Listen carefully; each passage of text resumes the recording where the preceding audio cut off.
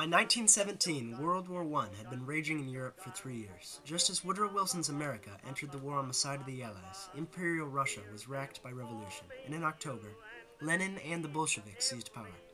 In 1918, they signed a peace treaty with Germany, taking a newly communist Russia out of the war. In an effort to force Russia to re-enter the war, President Wilson dispatched troops to northern Russian ports of Murmansk and Arkhangelsk to retrieve war supplies sent to Russia. In reality, the American forces, dubbed the Polar Bears, were there to support the efforts of the anti-communist White Armies in defeating the Bolsheviks and forcing Russia back into the war. At the same time, Wilson sent more troops to the Pacific port of Vladivostok to rescue a legion of Czech soldiers stranded in Siberia. In reality, the Czechs were in no need of rescue, and were actually leading the advance of the White Commander in Siberia, Admiral Alexander Kolchak.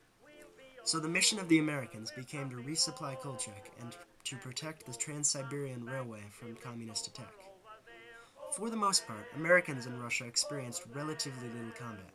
In order to avoid a diplomatic incident, President Wilson instructed the men to avoid confronting the Russians at all costs. However, as the Allies began to expand their lines, conflict became inevitable. While the Polar Bears did skirmish with Red Army troops, they were more in danger of dying from influenza than in combat. The men, predominantly from Michigan, were confronted with bitter cold temperatures, a hostile population, and low morale. Things were not much better for the men on the Siberian front. Not only did they suffer from the same problems that afflicted their comrades in Murmansk, but they also had to fight Cossack troops under General Grigory Semenov, who was nominally an ally.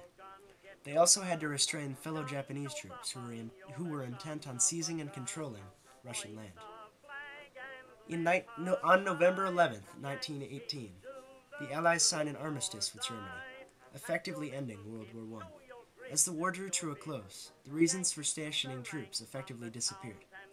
Back in America, opposition to the intervention in Russia was growing, as the countries which America had declared war on had all been defeated.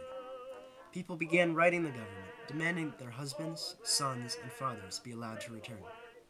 Back in Russia, morale plummeted, as the troops began to question their reasons for continuing an invasion that was not an invasion, to shorten a war that was already over. Amid the tumult of the opposition, President Wilson quietly authorized American troops to leave Siberia and northern Russia in 1920, and most of the fellow Allied troops followed.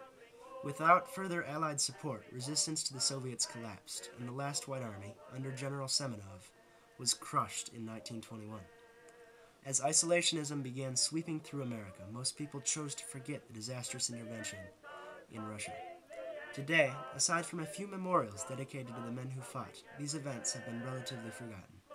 However, the conflict foreshadowed future friction with the Soviet Union, which would eventually evolve into the Cold War.